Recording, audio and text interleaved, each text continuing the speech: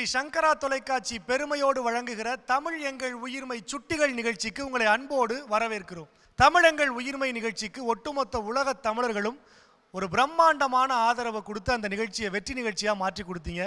அதனுடைய தொடர்ச்சியாக அடுத்த அத்தியாயம் தமிழ் எங்கள் உயிர்மை சுட்டிகள், தமிழினுடைய தொன்மை அதனுடைய தொடர்ச்சியில் தான் இருக்கிறதுங்கிற அற்புதமான விருதுவாக்கோடு பயணப்படுகிற நம்ம தமிழங்கள் உயிர்மை நிகழ்ச்சிக்கு ஏராளமான சுட்டி குழந்தைகள் தங்கள் தமிழ் திறமையை வெளிப்படுத்துறதுக்காக வாசல்ல காத்துக்கிட்டு இருக்காங்க.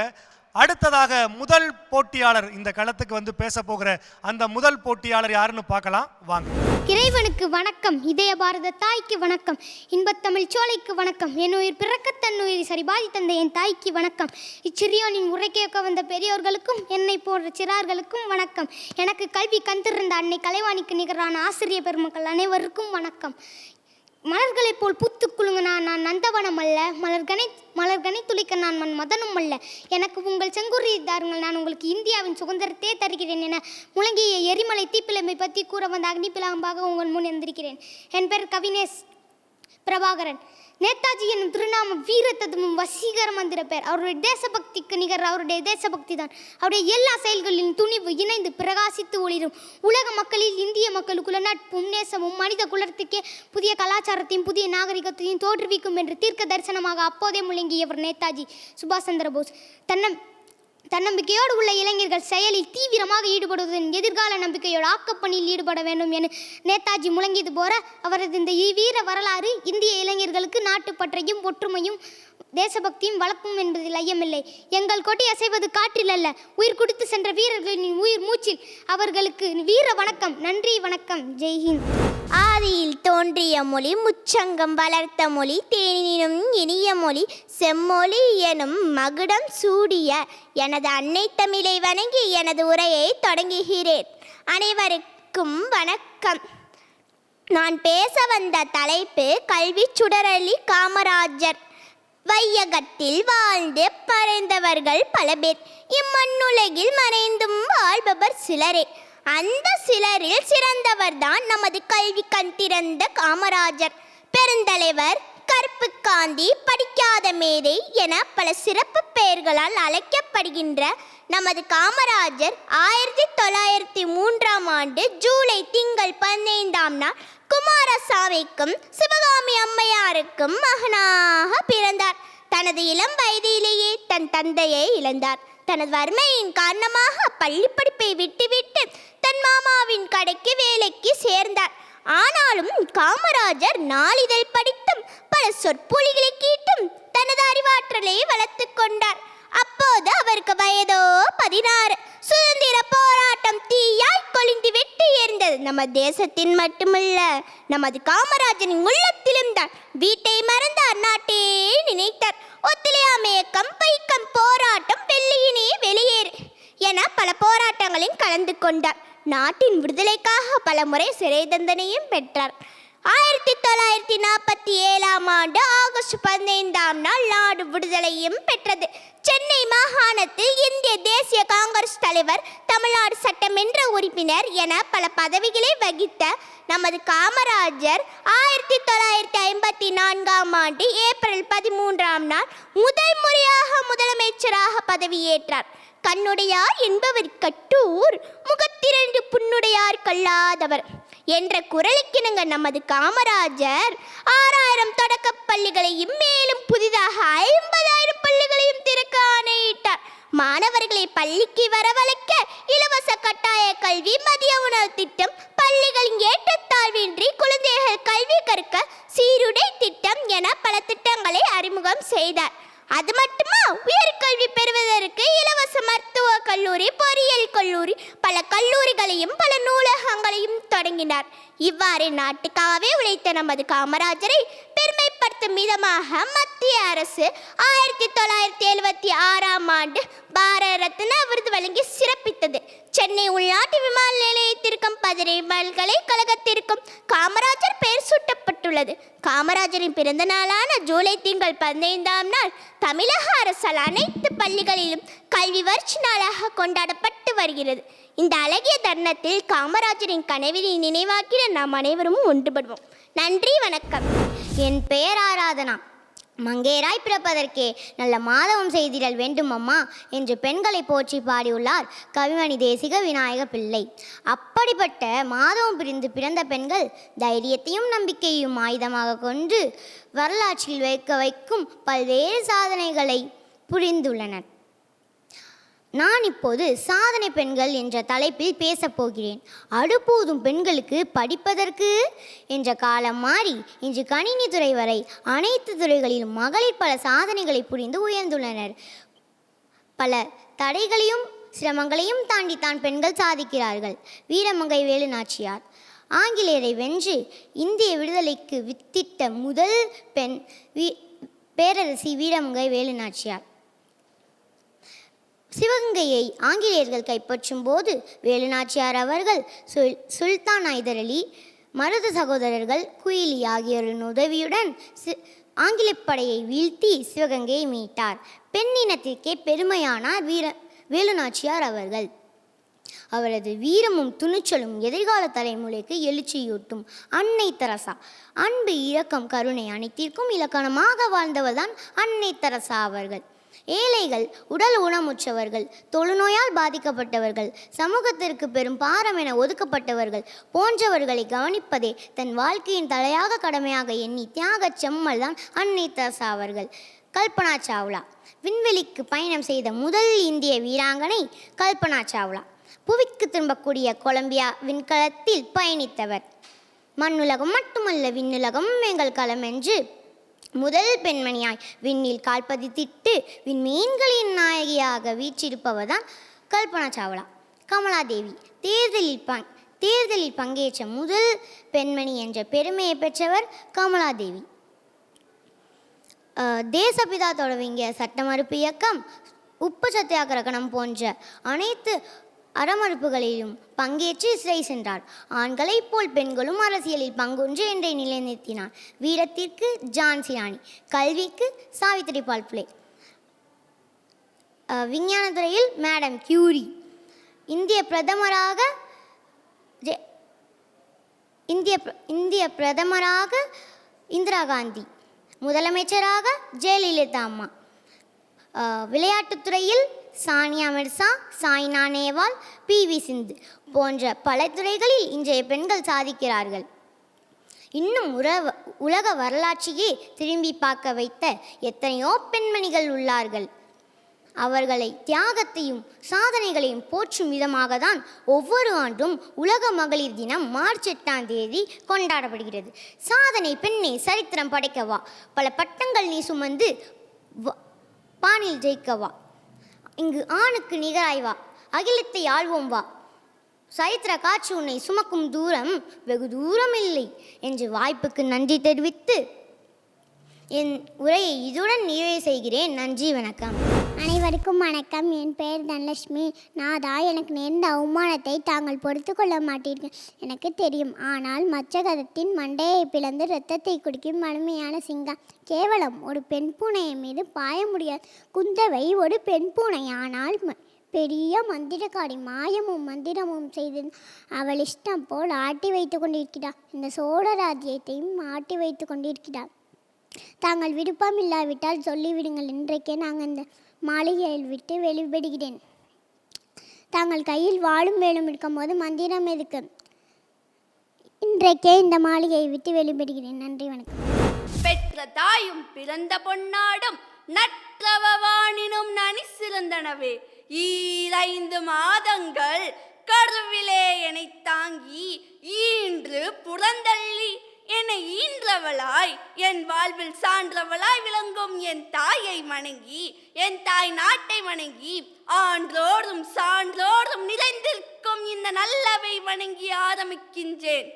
அச்சமில்லை அச்சமில்லை அச்சம் என்பதில்லையே, உச்சி மீது வானிடிந்து வீழ்கின்ற போதிலும் அச்சமில்லை அச்சமில்லை அச்சம் என்பதில்லையே. இந்த நாள் இனிய நாள், ஏற்ற மிக நன்னாள், என் வாழ்வின் பொன்னாள். இந்த நன்னாளில் அனைவரையும் வணங்கி மீசைக்கவிஞன் மகாகவி பாரதியை பற்றி கூற வந்துள்ளேன். பாரதி பாரதத்தின் தீ, இந்த பாருக்கே அதிபதி. புரட்சி கவிதைகளின் புதுமைத்தி, விதியை எதிர்த்து நின்ற வேல்வித்தி, அடக்குமுறை எதிர்த்து நின்ற ஆணவத்தி, வீதி எங்கும் விதைத்தான் விடுதலை தீ, சாதி களை எடுத்தான், சாதாரண மனிதனுக்கும் வேதம் ஓதி வைத்தான். ஆடுவோமே பல்லு பாடுவோமே, ஆனந்த சுதந்திரம் அடைந்து விட்டோம் என்று ஆனந்த கூத்தாடினான். காக்கை குருவி எங்கள் சாதி என்று சாதி கடந்த சமத்துவம் கண்டான். ஏழை ஒருவனுக்கு எழுத்தறிவித்தலை புண்ணியம் கோடி என்றான். சாதிகள் இல்லை என்றான், சமத்துவம் வேண்டும் என்றான். ஆணுக்கு பெண் இங்கே அடிமை இல்லை என்று அறைக்கூவல் செய்தான். ஆடினான் பாடினான் ஆனந்த கூத்தாடினான். விடுதலை தீ பரப்பி விடியல் நோக்கி ஓடினான். விதி வலியது, அவன் உயிரை தின்றது. பாரதி அன்றும் வாழ்ந்தான், இன்றும் வாழ்கிறான், அவன் என்றும் வாழ்வான். வாய்ப்புக்கு நன்றி, வணக்கம், ஜெய் ஹிந்த். நான் பேச எடுத்துக்கொண்ட தலைப்போ பெண்மையை போற்றோம். ஆகா, எவ்வளவு அழகான தலைப்பு! என்னை பற்றி நானே கூறுவது எவ்வளவு அழகு, எவ்வளவு சிறப்பு! பெண் என்பவள் யார்? நட்பாய், காதலாய், வீரமாய், பக்தியாய், சாதனையாய், சரித்திரமாய், கண்களுக்கு ஓவியமாய், காதுக்கு இனிய கீதமாய், அன்புக்கு அன்னையாய் இருப்பவள் தான் பெண். 100 பேர் சேர்ந்து ஒரு வீட்டை கட்டலாம், ஆனால் ஒரு சிறந்த பெண்ணால் மட்டுமே ஒரு நல்ல குடும்பத்தை கட்ட முடியும். இதனை தான் கவிஞர் கண்ணதாசன் கூறுகிறார். உன்னை மனம் முடித்தேன், வாழ்க்கை ஒளிமயமானதடி. பெண்ணை மணந்தால் சபையில் புகழும் கூடுமடி. ஆழ விழுதுகள் போல் 1000 உறவுகள் இருந்தென்ன, வேறென நீ இருந்தால் அதில் நான் விழுந்து விடாமல் இருப்பேன் என்று உள்ளம் உருக உருக பாடியுள்ளார். பெண் உயிர்களின் சுவாசம், பெண் உறவுகளின் விலாசம். தாயாக, சகோதரியாக, தோழியாக, மனைவியாக, மகையாக, அப்பப்பா எத்தனை எத்தனை வடிவங்கள்! எத்தனை வடிவம் கொண்டாலும் அத்தனை வடிவத்திலும் வெளிப்படுவது அவளின் மென்மை கலந்த திண்மை, அவளின் மென்மை கலந்த திண்மை. ஆம், பெண்மையை பற்றி பேசினால் கூறிக்கொண்டே போகலாம். மங்கையராய் பிறப்பதற்கே நல்ல மாதவம் செய்திட வேண்டும் அம்மா. அடுப்போதும் பெண்களுக்கு படிப்பதற்கு என்று கேட்ட காலம் மாறி பட்டங்கள் ஆழ்வதும் சட்டங்கள் செய்வதும் பாரினை பெண்கள் நடத்த வந்தோம் என்ற பாரதியின் கனவுகளை இன்றைய பெண்கள் நிறைவேற்றி வருகிறார்கள். நீரின் அருமை பயிரில் தெரியும், நிலத்தின் அருமை விளைச்சலில் தெரியும், மகனின் அருமை பாசத்தில் தெரியும், மகளின் அருமை நேசத்தில் தெரியும். ஆனால் ஒரு தாயின் அருமை இவை அனைத்திலும் தெரியும். பெண்ணே, நீ ஒன்றும் குப்பை அல்ல, ருசித்து விட்டு கசக்கி எறிய. நீ விழித்திருந்தால் அந்த இமயமும் உன் விழிக்குள் அடங்கும். உனது சிந்தனைக்கு சிறு துரும்பும் சிகரமாகும். உனது துடிப்பும் வீரமும் அந்த எரிமலையையும் எச்சரிக்கும். லட்சியம் என்பது எட்டும் தூரத்தை என்பதை உணர்ந்து செயல்படு என்று கூறி, பெண்கள் நம் நாட்டின் கண்கள். பெண்கள் போற்றப்பட வேண்டியவர்கள். பெண் உரிமையை பேணி காப்போம். சாகும் போதும் தமிழ் படித்து சாக வேண்டும் என்றன் சாம்பலும் தமிழ் மணந்து வேக வேண்டும். உலகில் மூத்த மொழி செம்மொழி எனும் மகுடம் சூடிய எம் தாய்மொழியாம் தமிழ் மொழியை எனது உரையை நிறைவு செய்கிறேன். நன்றி, வணக்கம். வாய்மை மாறான் நடுவர் அவர்களே, கல்வி சாலையின் தலைமை ஆசிரியர் அவர்களே, ஆடி வேர்களே, ஆசிரியர் பெருமக்களே, வருங்கால தங்கங்களே, எதிர்கால சிங்கங்களே, புத்தம் புது மலர்களே, முத்து ரத்தினங்களே, ஐம்பூதங்களே, என் சொந்த பந்தங்களே, கட்டை கரும்பே, விண்ணை அழுது என் அன்னை தமிழே, உங்கள் அனைவரையும் என் சிரம் தாழ்ந்து வணங்கி என் உரையை துவங்குகிறேன். தாருங்கள் தங்கள் செவிகளை, நாளுங்கள் முன் பேச எடுத்துக்கொண்ட தலைப்பு படிக்காத மேதை கர்மவீரர் காமராஜர். படிக்காத மேதை கல்வி கண் திறந்தவர் கருப்பு காந்தி, ஏழை பங்காளர், கர்ம வீரர், பெருந்தலைவர் என சிறப்பு பெயர்களால் அழைக்கப்பெறும் காமராஜர் தமிழ்நாட்டின் முதலமைச்சராக பதவியேற்றார். முதலமைச்சராக பதவியேற்ற நேரத்தில் ஏறக்குறைய 6000 தொடக்கப்பள்ளிகள் மூடப்பட்டிருந்தன. அவற்றை உடனடியாக திறக்க ஆணையிட்டார். மாநிலம் முழுவதும் அனைவருக்கும் இலவச கட்டாய கல்விக்கான சட்டத்தை நடைமுறைப்படுத்தினார். மாணவர்கள் பசியின்றி படிக்க மதிய உணவு திட்டத்தை கொண்டு வந்தார். பள்ளிகளில் ஏற்றத்தாழ்வின்றி குழந்தைகள் கல்வி கற்க சீரடி திட்டத்தை அறிமுகம் செய்தார். தமிழ்நாட்டில் பல கிளை நூலகங்களை தொடங்கினார். கல்வி புரட்சிக்கு வித்திட்டவர் காமராஜர். மதுரை பல்கலைக்கழகத்திற்கு மதுரை காமராசர் பல்கலைக்கழகம் என பெயரிடப்பட்டது. நடுவண் இந்திரன் அரசு 1976 பாரத் ரத்னா விருது வழங்கியது. சென்னை மெரினா கடற்கரையில் சிலை நிறுவப்பட்டது. ஆண்டுதோறும் காமராஜர் பிறந்த நாளாக ஜூலை 15ஆம் நாள் கல்வி வளர்ச்சி நாளாக கொண்டாடப்படுகிறது. நாடு பார்த்ததுண்டா இந்த நாடு பார்த்ததுண்டா, தன் வீடு பார்க்காமல் இந்த நாடு பார்க்காமல், இந்த நாடு பார்க்காமல் வீடு பார்க்காமல், இந்த நாடு முன்னேற நாளும் உழைத்தவனே, இந்த நாடு பார்த்ததுண்டா இந்த நாடு பார்த்ததுண்டா, வலிமை இருந்த போதும் மிக எளிமையோடு இருந்தா, வெள்ளை உள்ள கொண்ட எங்கள் கருப்பு காந்தி இவனே, நாடு பார்த்ததுண்டா இந்த நாடு பார்த்ததுண்டா. இறுதியாக 1000 கைகள் மறைத்தாலும் ஆதவன் மறைவதில்லை என்ற பொது மொழியை அக்டோபர் 2ஆம் நாள் காந்திஜி பிறந்த தினம், காமராஜர் இறந்த தினமாகியது. பூவுடல் மறைந்தது நினைவு புகழுடன் நின்றது என்பதை உங்கள் முன் உரைக்க தேவையில்லை என்பதை உணர்ந்து என் உரைக்க திரையிட்டு விடைபெறுகிறேன். நன்றி, வணக்கம். என் பெயர் சி. கவின் சிவபிரசன்னா. நான் 7ஆம் வகுப்பு பிரிவு படிக்கிறேன். நான் இப்போது நேதாஜி சுபாஷ் சந்திர போஸ் அவர்களை பற்றி பேசப் போகிறேன். நேதாஜி சுபாஷ் சந்திர போஸ் இந்திய சுதந்திர போராட்ட வீரர் ஆவார். 1897ஆம் ஆண்டு இந்தியாவில் ஒரிசா மாநிலத்தில் கட்டாக் என்ற இடத்தில் பிறந்தார். 1938ஆம் ஆண்டு இந்திய தேசிய காங்கிரசின் தலைவராக தேர்ந்தெடுக்கப்பட்டார். அது மட்டுமா, மகாத்மா காந்தியை தேச தந்தை என்று முதலில் அழைத்தவர் நமது நேதாஜி சுபாஷ் சந்திர. இந்தியாவிலேயே முதலாக இராணுவ படையை உருவாக்கியவர் நேதாஜி. நேதாஜி இராணுவத்தில் பெண்களுக்கு என ஜான்சி ராணி படையை தொடங்கினார். ஜெய்ஹிந்த் ஜெய்ஹிந்த் ஸ்லோகத்தை முதலில் பயன்படுத்தியவர் நமது நேதாஜி. வாழ்வில் ஒவ்வொரு நொடியிலும் சுதந்திரத்தையே நினைத்துக் கொண்டிருந்த மாமனிதர் நேதாஜி சுபாஷ் சந்திர போஸ். இவரின் பெயரை சொன்னால் ஒவ்வொருவரின் ரத்த நாளங்களும் துடிக்கும். இந்திய மக்களிடம் உங்கள் ரத்தத்தை தாருங்கள், நான் உங்களுக்கு சுதந்திரத்தை தரேன் என்று முழக்கமிட்டார். அது மட்டுமா, இந்திய மக்களின் பலத்தை உலகிற்கு காட்டிய இரும்பு மாமனிதர் நேதாஜி சுபாஷ் சந்திர போஸ். வெற்றி பெற முயற்சி செய்வோம், வெற்றி பெற முயற்சி செய்வோம், இல்லையேல் பயிற்சி செய்வோம், இல்லையேல் பயிற்சி செய்வோம். காலமோ சுருக்கம், கருத்தோ பெருக்கம். இனியும் நான் பேசினால் ஏற்படும் சுணக்கம். பேசி முடிக்கிறேன். வணக்கம்.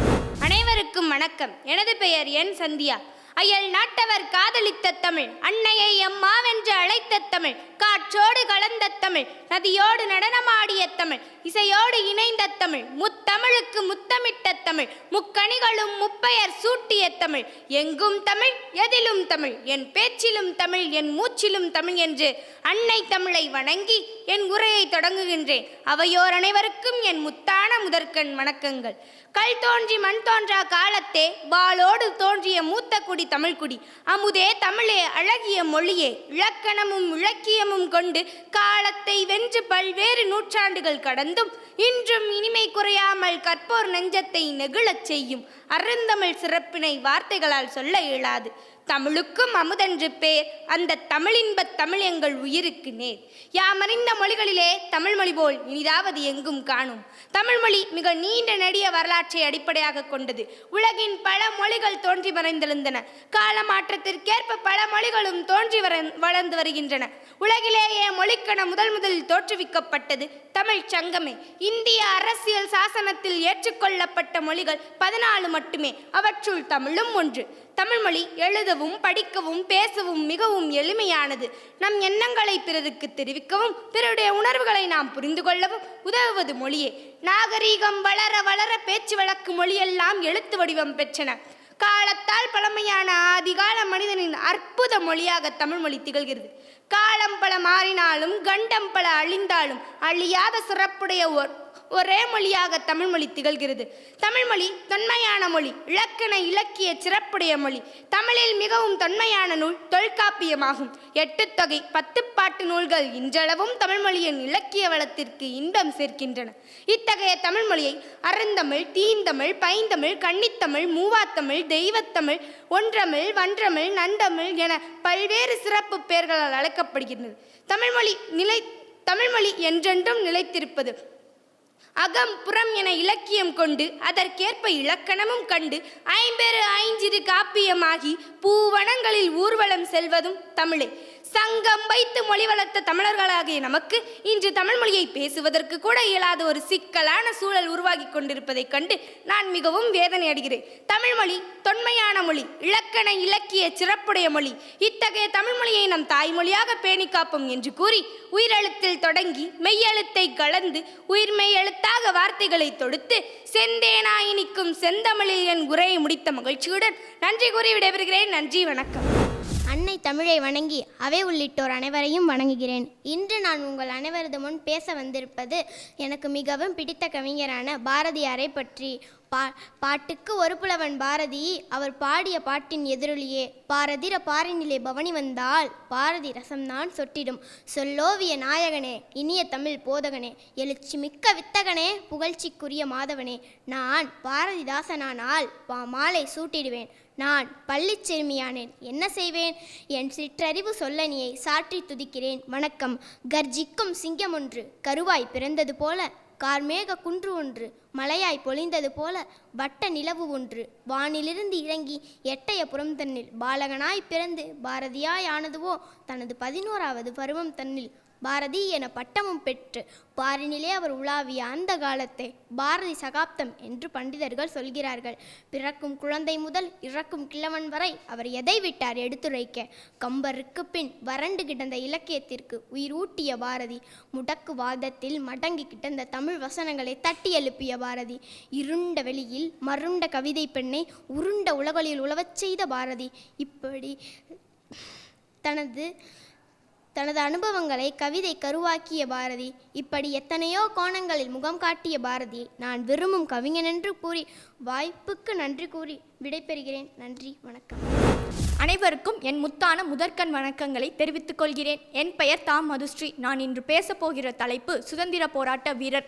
நாட்டின் 78வது சுதந்திர தினம் ஆகஸ்ட் 15ஆம் தேதி கொண்டாடப்பட உள்ளது. பல்வேறு இன்னல்கள் போராட்டங்களுக்கு இடையே சுதந்திரத்தை பெற்றுக் கொடுத்த தேச தலைவர்களை இந்நாளில் நினைவு கூறுவோம். ஆடுவோமே பள்ளு பாடுவோமே, ஆனந்த சுதந்திரம் அடைந்து விட்டோமே என்று சுதந்திரத்தின் பெருமை பேசும் பாரதி பாரத நாட்டையும் அதன் பெருமைகளையும் செம்மாந்து பாடுகிறார்.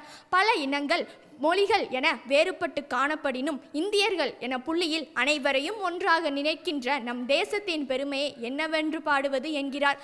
பழைய கழிதலும் புதியன புகுதலும் என்பதற்கேற்ப நம் பாரதம் புதுப்பொலிவுடன் மாற்றமடைந்து கொண்டே வருகிறது. இம்மாற்றங்கள் எளிதில் நமக்கு கிடைத்தவை அல்ல. 200 ஆண்டுகள் அடிமைத்தனத்தில் இருந்து தேசத்தை விடுவிக்க பாடுபட்ட தலைவர்களின் பாடுகளை எண்ணி பார்த்தால் அது அத்தனை துயரத்தில் நம்மை ஆழ்த்தும். பூலிதேவர், காந்தியடிகள், பாரதியார் என தேசத்திற்காக பாடுபட்டவர்கள் எண்ணிலடங்கார். ஆணிக்கிங்கே பெண் இளைப்பில்லை என்ற பாரதியின் வரிகளுக்கேற்ப வீரமங்கை வேலுநாச்சியார் தொடங்கி எண்ணற்ற பெண்களுக்கு தங்கள் பங்களிப்பை சுதந்திரத்திற்காக தந்துள்ளார். சுதந்திரம் என்பது நமக்கு சுயமாக கிடைத்தவை அல்ல.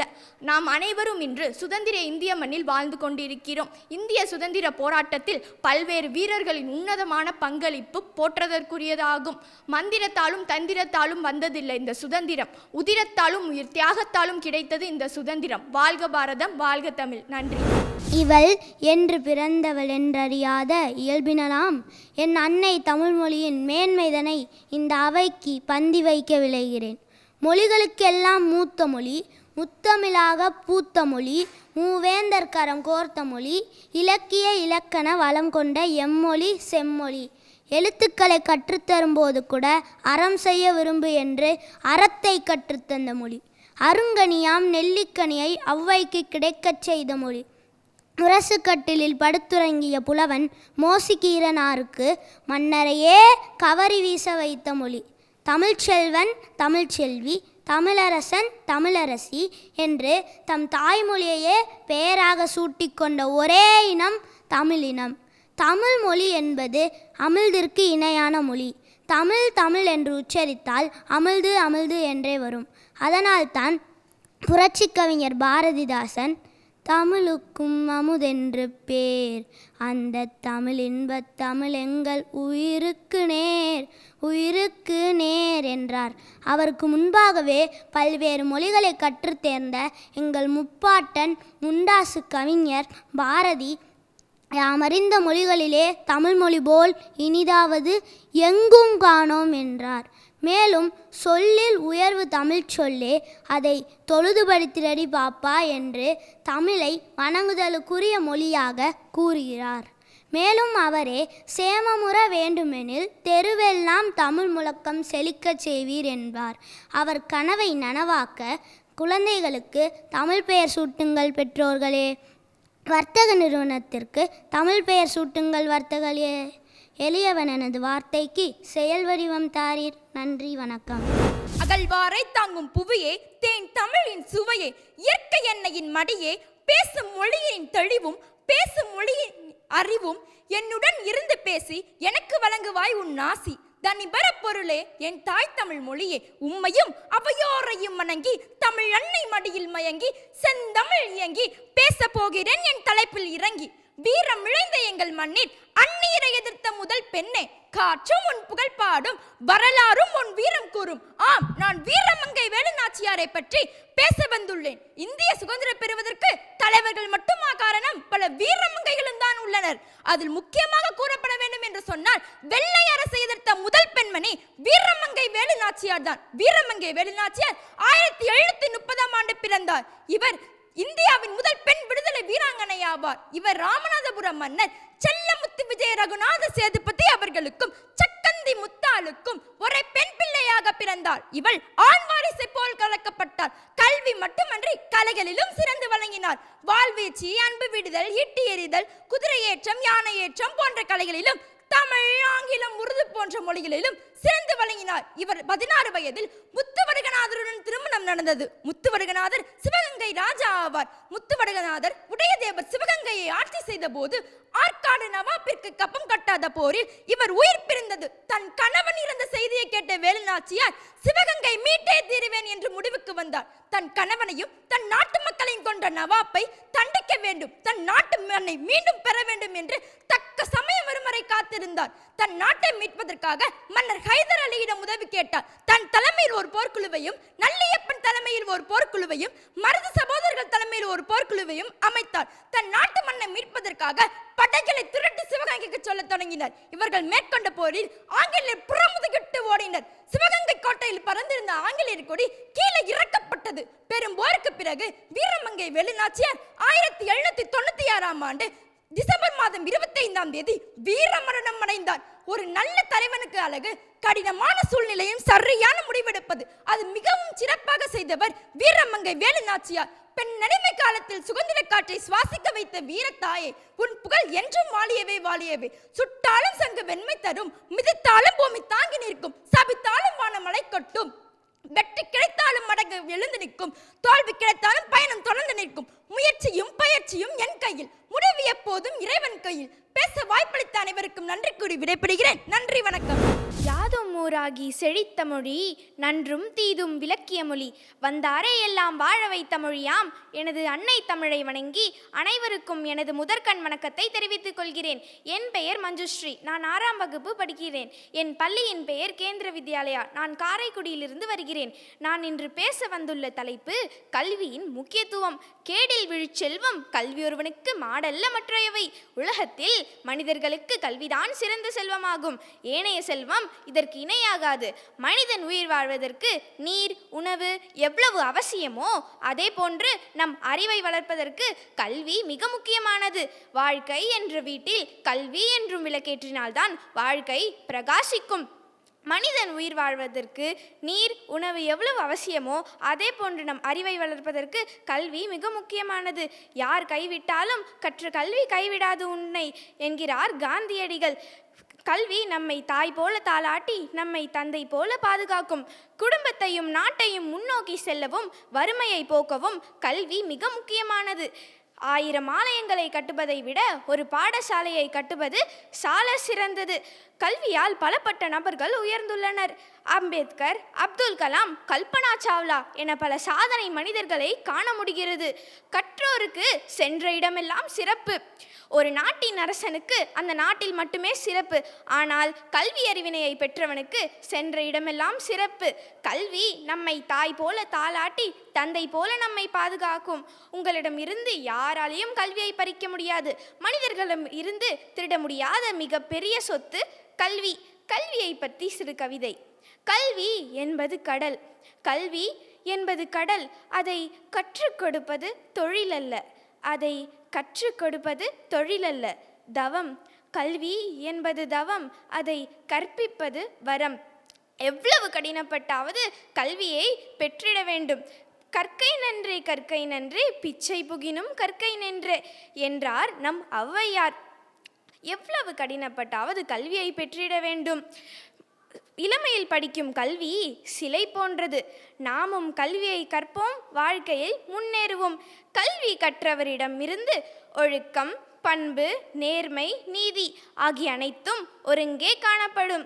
எனக்கு பேச வாய்ப்பளித்த அனைத்து நல்ல உள்ளங்களுக்கும் என் நன்றியை தெரிவித்துக் கொள்கிறேன். நன்றி, வணக்கம். இங்கு அமைந்திருக்கும் நடுவர் ஆசிரியருக்கும் என் முத்தான முதல்கண் வணக்கத்தை தெரிவித்துக் கொள்கிறேன். நான் எடுத்துக்கொண்ட தலைப்பு காமராஜர். விடுதலை பெற்ற பாரத பெருநாட்டின் உயர்வுக்காக பாடுபட்ட தலைவர் நம் காமராஜர். அவரை பற்றி சிறிது பேச வந்துள்ளேன். காமராஜர் அவர்கள் 1903 ஜூலை 15 விருதுநகரில் பிறந்தார். இவருடைய தந்தையின் பெயர் குமாரசாமி, தாயின் பெயர் சிவகாமி அம்மையார். இளம் வயதிலேயே தந்தை இழந்த காமராஜர் தன் படிப்பை இடையிலேயே நிறுத்திவிட்டார். சிறிது நாள் கழித்து காங்கிரஸ் கட்சி என்னும் கட்சியில் சேர்ந்து விடுதலை வீரர் திரு சத்திரமூர்த்தியின் வாரிசாக விளங்கினார் நம் காமராஜர். 1954 நாட்டின் முதலமைச்சராக பதவியேற்ற நேரத்தில் ஏறக்குறைய 6000 தொடக்கப்பள்ளிகள் மூடப்பட்டிருந்தன. அவற்றை முழுவதும் உடனடியாக திறக்க ஆணையிட்டார். மாநிலம் முழுவதும் குழந்தைகள் பசியின்றி படிக்க மதிய உணவு திட்டத்தை கொண்டு வந்தார் மற்றும் சீருடை திட்டத்தை கொண்டு வந்தார். ஏழ்மையான குடும்பத்தில் பிறந்து உயர்ந்த தலைவர் நம் காமராஜர். காமராஜரின் பிறந்த நாளை தான் நாம் கல்வி உயர்ந்த நாள் என்று கொண்டாடுகிறோம். காமராஜரின் சிறப்பு பெயர்கள் பெருந்தலைவர், தலைவர்களை உருவாக்குவார் என பல பெயர்கள் உண்டு. இத்துடன் என் உரையை முடிக்கின்றேன். 3 எழுத்தில் நன்றி சொல்லி, 5 எழுத்தில் வணக்கம் சொல்லி, 7 எழுத்தில் விடைபெற்றிருக்கிறேன். நன்றி, வணக்கம். கொங்குமலை சாரலிலே குலை நிலவு தென்றலில் தங்கமலர் பறித்து தமிழ் தாய்க்கு சூட்டிவிட்டு இங்கு மாமேதையை அமர்ந்திருக்கும் நடுவர்களுக்கும் அறிவில் சிறந்த ஆசிரியர்களுக்கும் என் அன்பு தோழிகளுக்கும் முதல்கண் வணக்கத்தை தெரிவித்துக் கொள்கிறேன். என்றும் நம்ம வாழ்விலே பஞ்சமே இல்லை. இந்த பாடலை பாடியதுமே உங்கள் எல்லோருக்கும் நல்லா தெரிஞ்சிருக்கும் நான் என்ன தலைப்பில் பேச வந்திருக்கேன்னு. ஆமாங்க, நான் விவசாயத்தை பற்றி தான் பேச வந்திருக்கேன். எத்தனை தொழில்கள் இருந்தாலும் விவசாய தொழிலே சிறந்தது என்று 2000 ஆண்டுகளுக்கு முன்பே வள்ளுவர் பெருமான் கூறியிருக்கிறார். பசி வந்தால் 10 பறந்து போகும். அந்த பசியை வராமல் தடுக்க விவசாயத்தால் மட்டுமே முடியும். விவசாயி சேற்றில் கால் வைத்தாதான் நம் சோற்றில் கை வைக்க முடியும் என்பது விவசாய குறித்த ஒரு அழகிய பொன்மொழி. இன்று நம்முடைய அத்தியாவசிய தேவை உண்ண உணவு, உடுத்த உடை, இருக்க இருப்பிடம். முன்பு விவசாயி தந்தது தானே. உண்ண உணவு விவசாயி தந்தது, உடுத்த உடை பருத்தி விவசாயி, இருக்க இருப்பிடம் ஓலை குடிசை, இது 3மே விவசாயி தானே அறிமுகப்படுத்தியது. மாதா, பிதா, குரு, தெய்வம் என்ற வரிசையில் மாதாவுக்கு சரி நிகராக விவசாயிகளும் இடம் பிடிக்க வேண்டும். இதுவே எனது உறுதிமொழி. என்னதான் தொழில்நுட்பங்கள் வளர்ந்து வந்தாலும் பசி எடுத்தால் பணத்தை சோறாகவும், சில்லறை காசை குழம்பாகவும், நகை நட்டுகளை கூட்டாகவும் சாப்பிட முடியுமா? ஒவ்வொரு இளைஞரும் நான் டாக்டர், நான் மருத்துவர், நான் பொறியாளர் என்று பெருமையாக கூறும் அளவை விட நான் விவசாயி என்று பெருமையாக கூறும் அளவிற்கு மாற வேண்டும். விவசாயத்தை அரசு வேலையாக அரசாங்கம் அறிவிக்க வேண்டும்.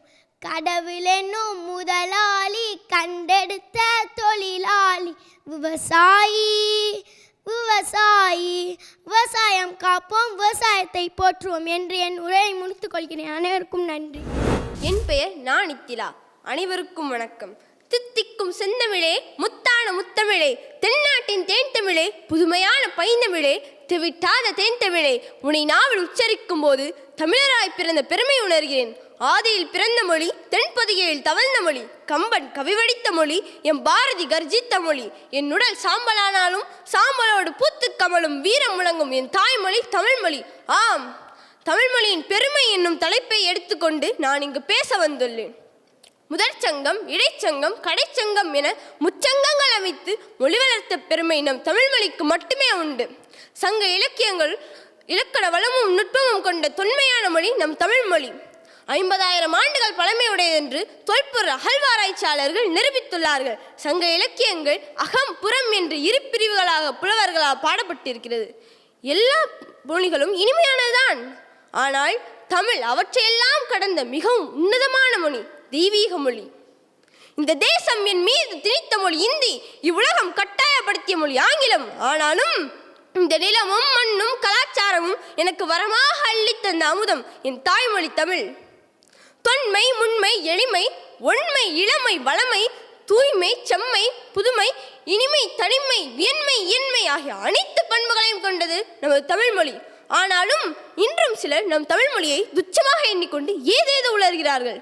அதற்காக தான் அன்றே பாவேந்தர் பாரதிதாசன் கூறினார், தூங்கும் புலியை பறை கொண்டெழுப்பினோம், தூய தமிழரை தமிழ் கொண்டெழுப்பினோம், தீங்கோர் பகைவரை இவனென்று நீக்குவோம், செந்தமிழ் உணர்ச்சி வேல் கொண்டு தாக்குவோம், பண்டை பெரும்புகள் உடையோமா இல்லையா, பாருக்கு வீரத்தை சொன்னோமா இல்லையா, எண்டிசை வாய்மையால் ஆண்டோமா இல்லையா, எங்கட்கு இங்குள்ள நரிகளால் தொல்லையா. எழுத்து, சொல், பொருள், யாப்பு, அணியென தமிழ் இலக்கணங்களோ 5. குறிஞ்சி, முல்லை, மருதம், நெய்தல், பாலை என நிலங்கள் 5. சிலப்பதிகாரம், மணிமேகலை, சீவக சிந்தாமணி, வளையாபதி, குண்டலகேசி என காப்பியங்கள் 5. ஒழுக்கம், அறம், அன்பு, காதல், வீரம் என காப்பியங்கள் கூறும் சாரம் 5. இவற்றிலிருந்து நாம் அறிந்த தமிழின் தொன்மை காரணிகள் இலக்கியம், இலக்கணம், வரலாறு, பண்பாடு, கலாச்சாரம் 5. இப்படி தமிழின் பெருமைகளை 5 அடுக்கிக் கொண்டே போகலாம். நம்ம திருக்குறள் இதுவரை உலகில் உள்ள 107 மொழிகளில் மொழிபெயர்க்கப்பட்டுள்ளது. ஆங்கிலத்தில் 40 பேர் மொழிபெயர்த்துள்ளார்கள். திருக்குறளின் பெருமை உலகெங்கும் பரவி கிடக்கிறது. யாதும் ஊரே யாவரும் கேளீர் என்ற கணியன் பூங்குன்றனாரின் வைர வழிகள் இன்று உலக மகா சபையான ஐநா சபையில் ஒலித்துக் கொண்டிருக்கிறது. ஒரு பிரெஞ்சு பழமொழி கூறுகிறது, உன் தாய்மொழி மதிக்கப்படவில்லை என்றால் உன் குரல் வலை நெரிக்கப்படுகிறது என்று.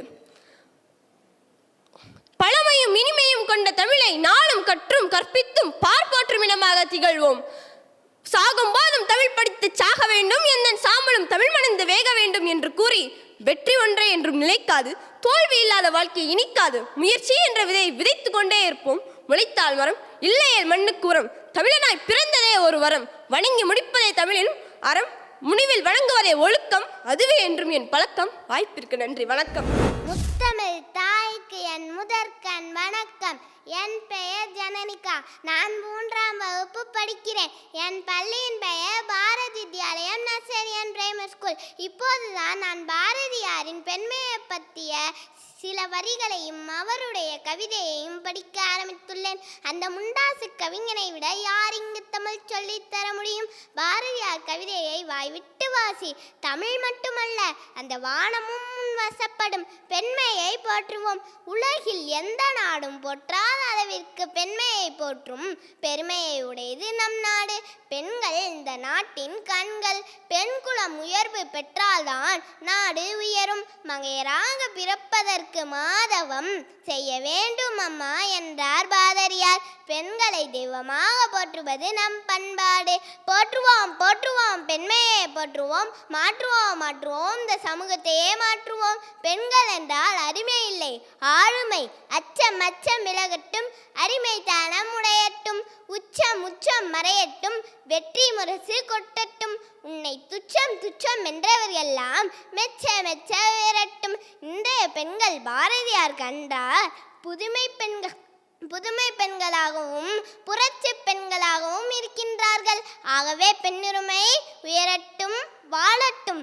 ரௌத்திரம் பழகு, குட்ட குட்ட குனிவதும் தட்ட தட்ட தளர்வதும், பொறுமை என்ற போர்வைக்குள் இருளில் சென்று மாய்வதும், இரு கண்ணால் கண்ணீர் சிந்தி கருணை மனு வலிப்பதும், அருமையான நங்கையர்க்கு அழகொன்றும் சேர்க்காது. வெட்ட வெட்ட வளர்ந்திடு, கெட்டவற்றை கணிந்திடு. ஈட்டி போன்ற கண்களாலே வேட்டையாடி வென்றிடு. அச்சமென்ற சொல்லினை மிச்சமின்றி புதைத்திடு. தட்டி கேளு தவற்றினை, கத்தியாளு ஜெகத்தினை. ஆட்டு மந்தை போலவே ஆட்டாது தலையினை. நியாயமான கோபம் அதை பாயாமல் காட்டிடு. ஓயாமல் புலம்பாது எடுபடாத இடங்களில் வெளிநடப்பு செய்திடு. தியாகி என்று பெயரெடுத்து வியாதியில் நீ மாயாதே.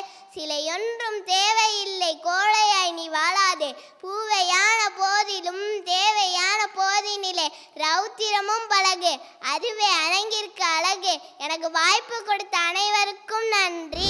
தமிழ் எங்கள் உயிர்மை சுட்டிகள். இது செந்தமிழ் செல்லத்திற்கான பிரம்மாண்டமான தேடல். அடுத்தடுத்து இன்னும் நிறைய இளம் பிள்ளைகள், இந்த சுட்டி குழந்தைகள் நல்ல தமிழில் நம்மோடு பேச காத்திருக்கிறாங்க. தொடர்ந்து ஸ்ரீ சங்கரா தொலைக்காட்சி வழங்கும் தமிழ் எங்கள் உயிர்மை சுட்டிகள் நிகழ்ச்சிக்கு உங்க ஆதரவை கொடுங்க.